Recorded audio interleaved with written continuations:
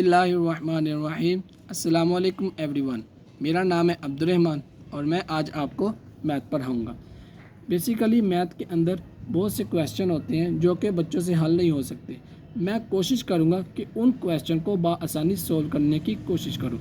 आज हम chapter number 1 की स्टडी करते हैं जिसका नाम है मैट्रिसेस एंड डिटर्मिनेंट्स, यानी कि कालब और मक्ता। कालब होता क्या है, हम इसकी डेफिनेशन पढ़ेंगे। A rectangular arrangement of real number, यानी कि एदाद को मुस्ततीली शक्ल में लिख लेना कालब कहलाता है। मतलब कि ये इसकी शेप है, यानी कि एदाद को दो ब्रैकेट्स के अंदर मुस्ततीली शक्ल बना के लिखना हमारे पास कालब कहलाता है। कालब के अंदर दो बेसिक चीज़ें होती हैं, एक होती है रो और दूसरी होती है कॉलम। यानी कि लेफ़्ट से राइट एदाद को लिखना, ये हमारे पास आ जाती है रो, और ऊपर से नीचे एदाद को लिखना, ये हमारे पास आ जाती है कॉलम। ये थी इसकी दो बेसिक चीज़ें। अब हम पढ़ेंगे कालब का मर्तबा। कालब का मर्तबा होता क्या है? कालब का मर्तबा ये होता है कि एक कालब के अंदर कितनी रोज़ और कितने कॉलम्स हैं, यानी कि the number of rows and columns of a matrix, कि एक कालब के अंदर कितनी रो और कितनी कॉलम्स होते हैं।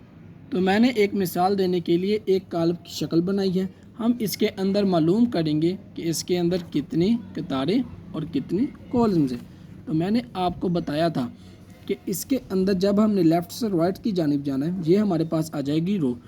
तो इसके अंदर ऐसे करके एक रो और ऐसे करके दो रो, तो इसके अंदर हमारे पास आ जाती है दो रो। और कॉलम का आपको बताया था कि ऊपर से लेकर नीचे की जानिब जाना।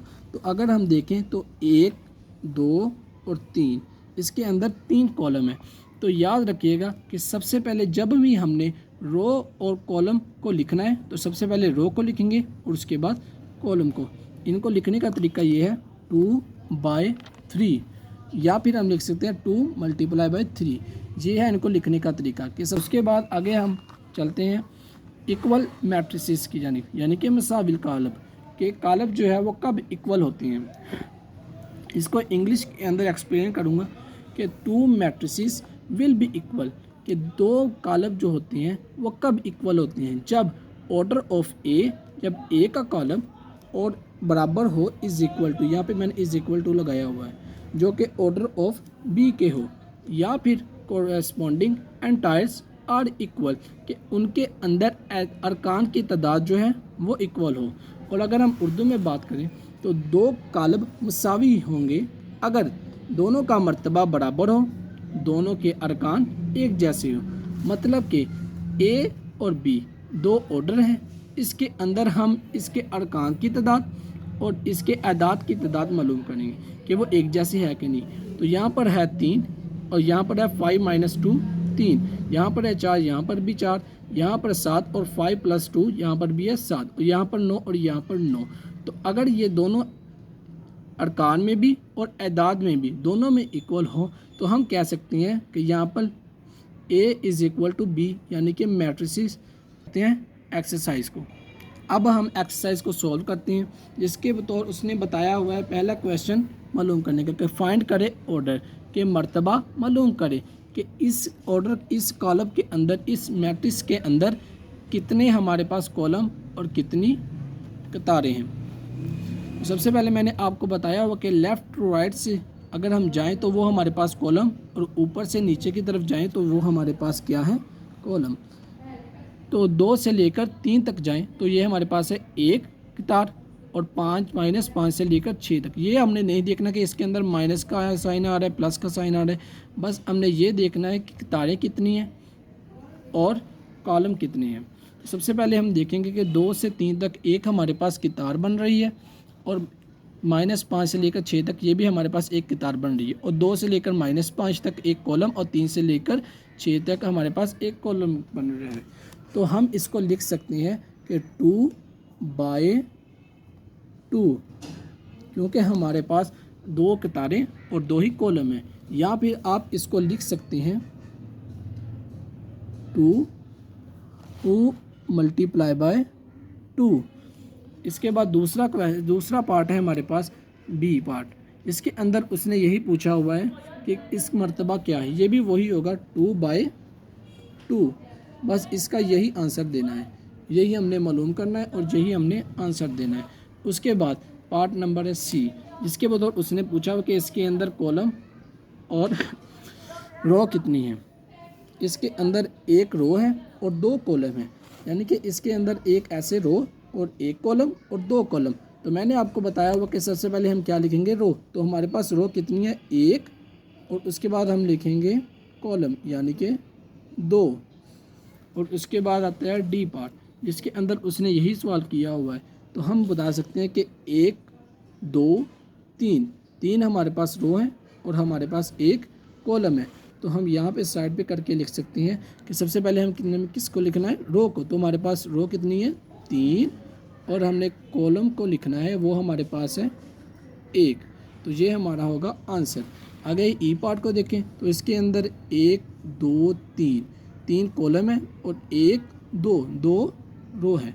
तो हम लिख सकते हैं 1 2 3, 3 हमारे पास आ गई रो, 1 1 2, और हमारे पास आ गई है कॉलम 2। आगे हमारे पास जितने भी पार्ट हैं वो वैसे ही सोल्व होंगे, और एफ़ के अंदर सिर्फ हमें एक ही अदाद दिया गया है। इसके बतौर हम कह सकते हैं कि इसके अंदर एक ही कॉलम है और एक ही रो है। और आगे जी पार्ट का बताया गया है, जिसके अंदर 1 2 3, 3 कितारें, 1 2 और 3, 3 ही कॉलम है, जिसके हम लिख सकते हैं कि 3/3।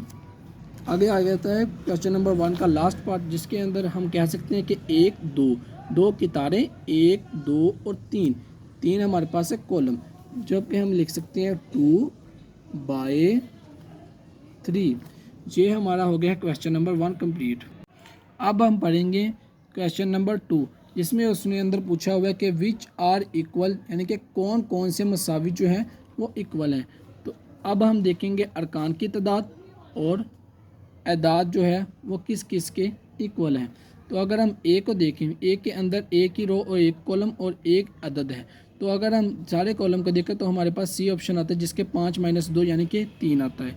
इसी तरह अगर हम बी को देखें तो 3 5, ये अगर हम आगे की तरफ रजू हों तलाश करें कि ये कहाँ पर है, तो ये डी के अंदर आ रहा है और आई के अंदर आ रहा है 3 5। ये नहीं होता कि नंबर आगे पीछे हो सकते हैं, बस हमने इनकी रो की तादाद और कॉलम की तादाद मालूम कर इनके साथ लगा देना है।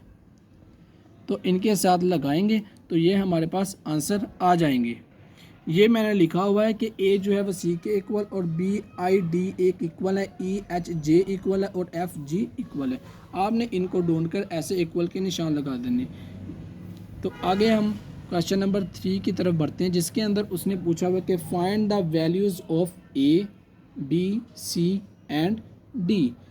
अगर हम इस कालब को देखें तो इस कालब के अंदर जो पहली अदद है ना, वो दूसरे कालब के अदद के इक्वल है।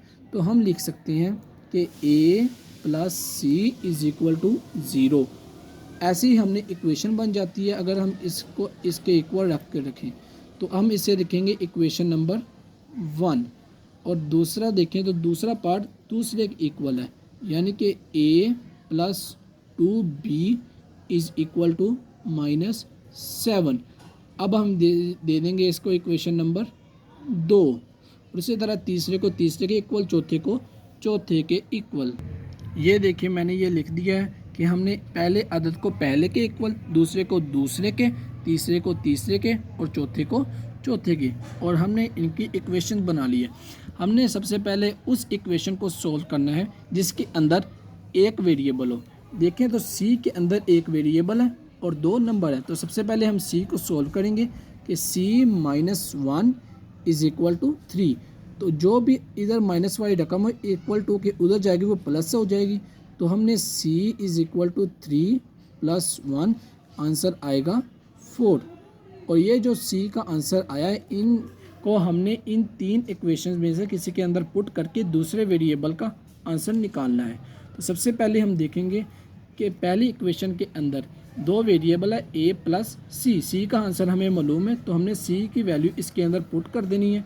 तो जब हम इसके अंदर पुट करेंगे a + c = 0, a + 4 is equal to 0। तो मैंने आपको बताया हुआ कि कोई भी चीज़ इधर प्लस हो उधर जाके माइनस हो जाती है, तो ए का आंसर हमारे पास आ जाएगा 4।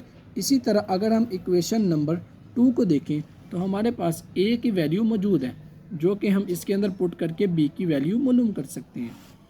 तो a plus 2b is equal to -7, और अगर हम a की वैल्यू इसके अंदर पुट करेंगे तो -4 plus 2b is equal to -7। तो -4 को उधर ले जाएंगे तो वो हो जाएगा +4, -4 -7 और +4, और जो इधर चीज़ मल्टीप्लाई हो रही हो उधर जाके डिवाइड हो जाती है। तो 2b के साथ जो 2 रकम है उसको उधर जाके डिवाइड करेंगे। -7 से +4 का निकाला तो हमारे पास आ जाएगा -3, और 2 इधर मल्टीप्लाई हो रहा है उधर जाके डिवाइड हो जाएगा। ये हमारे पास आ गई है b की वैल्यू। और अगर हमारे पास सिर्फ रह गई चौथी इक्वेशन जिसके अंदर हमारे पास ये वाली चौथी इक्वेशन है, अब हम इसको आगे जाके सोल्व करेंगे।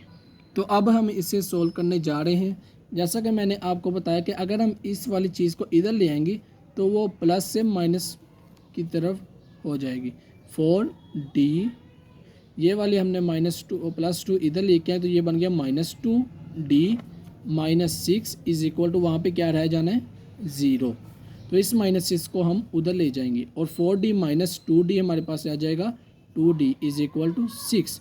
तो 2 हमारे पास d के साथ मल्टीप्लाई हो रहा है, 2 उधर ले जाएंगे तो ये डिवाइड हो जाएगा 6 के साथ, और हमारे पास आंसर आ जाएगा d का 3। तो इसी के साथ a का आंसर यहाँ पे हम लिख देंगे, b का आंसर हम यहाँ लिख देंगे, c का आंसर यहाँ लिख देंगे और d का आंसर यहाँ लिख देंगे। तो ये हमारे पास है a, b, c और d के आंसर। ओके बच्चों, अल्लाह हाफिज़।